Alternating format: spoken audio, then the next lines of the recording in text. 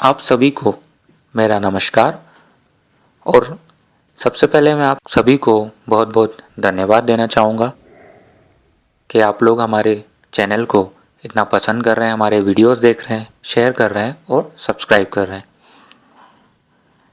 जैसा कि आप मुझे सुन पा रहे हैं, यह मेरा पहला सिंपल हिंदी लैंग्वेज में वीडियो मैं रिकॉर्ड करने जा रहा हूँ, जिस वीडियो में मैं आपको यह समझाऊँगा एक इंडक्टर कैसे कार्य करता है।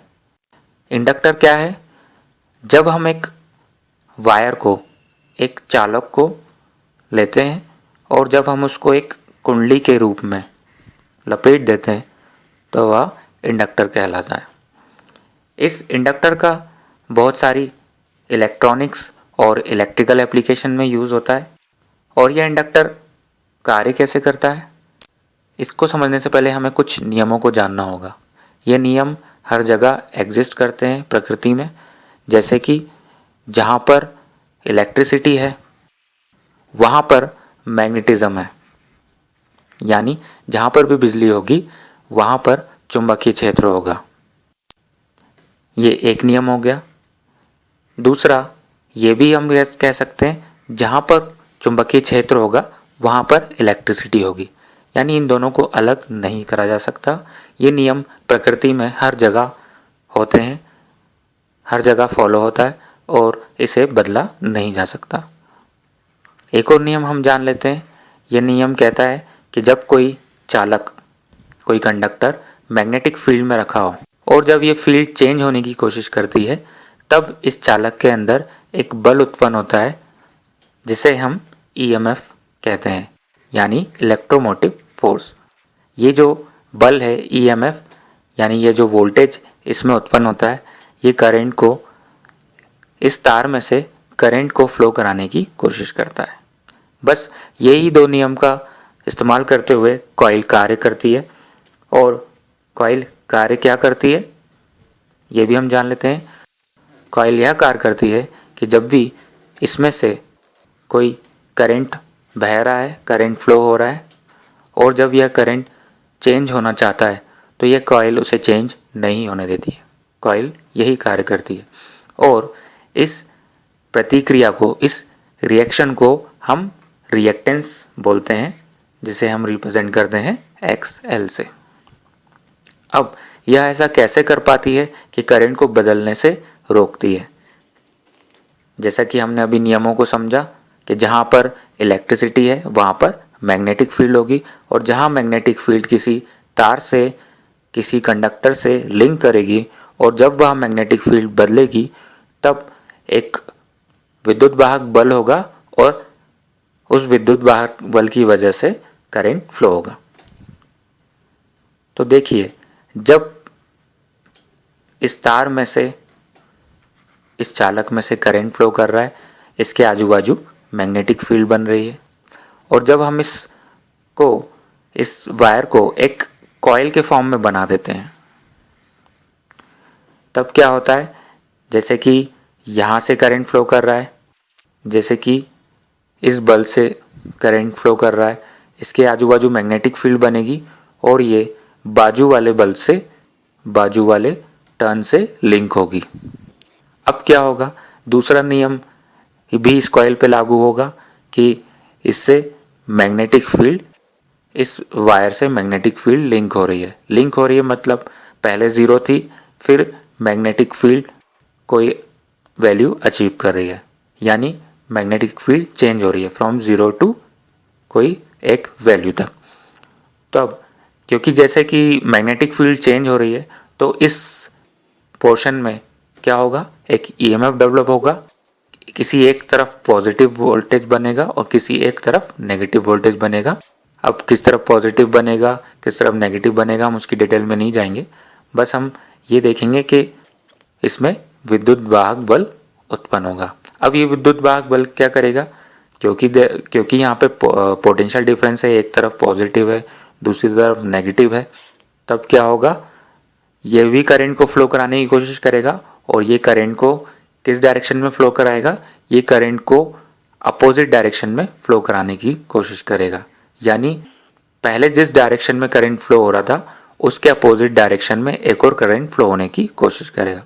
अब किसी एक तार में दो करंट एग्जिस्ट नहीं कर सकते, फ्लो नहीं कर सकते, इसलिए इन दोनों करंट का रिजल्टेंट इस कॉइल में फ्लो होगा।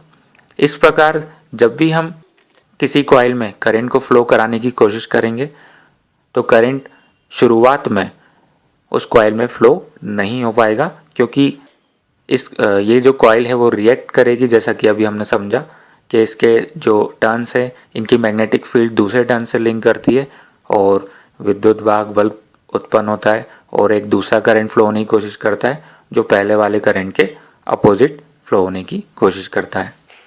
तो इस प्रकार कॉइल में करंट पहले ज़ीरो था, फिर वो कोई वैल्यू अचीव करना चाहेगा आई, तो वो अचीव करने में उसको मुश्किल होगी।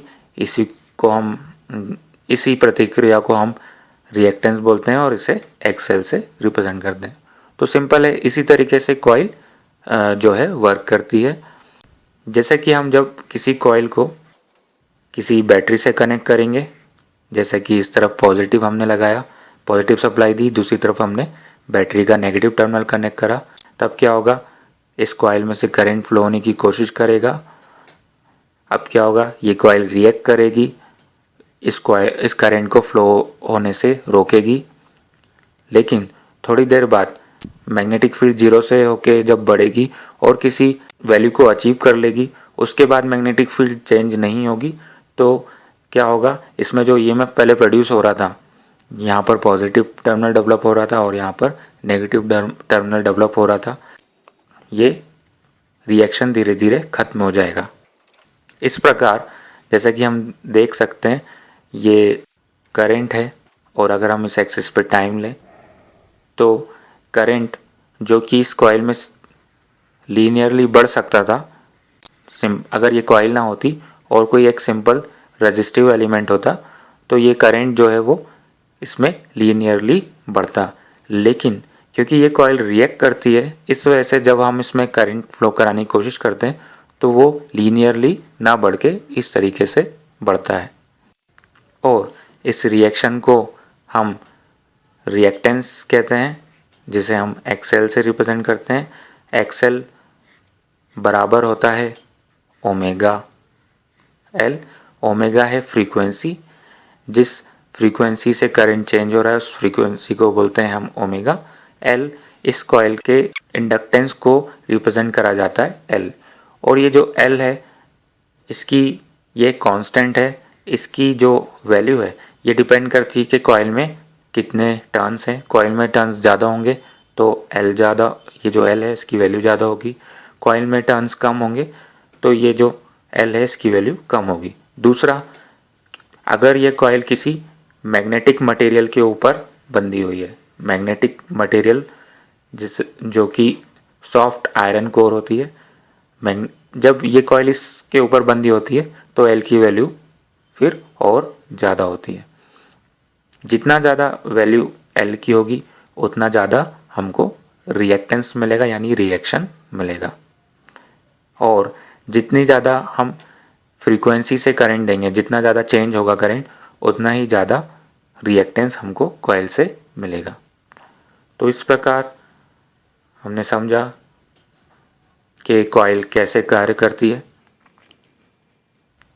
बस इस लेक्चर को मैं यहीं ख़त्म करना चाहूँगा।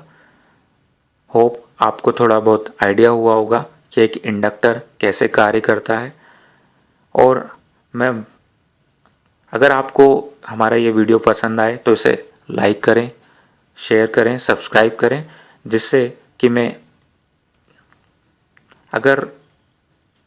अगर आपको ये वीडियो पसंद आता है हिंदी में तो मैं आगे और भी अपने हिंदी में वीडियो बनाना चाहूँगा, जिसमें मैं कुछ और इंजीनियरिंग के या साइंस के टॉपिक कवर करूँगा कि जैसे कैपेसिटर कैसे वर्क करता है और भी जो एलिमेंट्स है वो कैसे कार्य करते हैं। मैं आपको सिंपल हिंदी लैंग्वेज में समझाने की कोशिश करूँगा। धन्यवाद।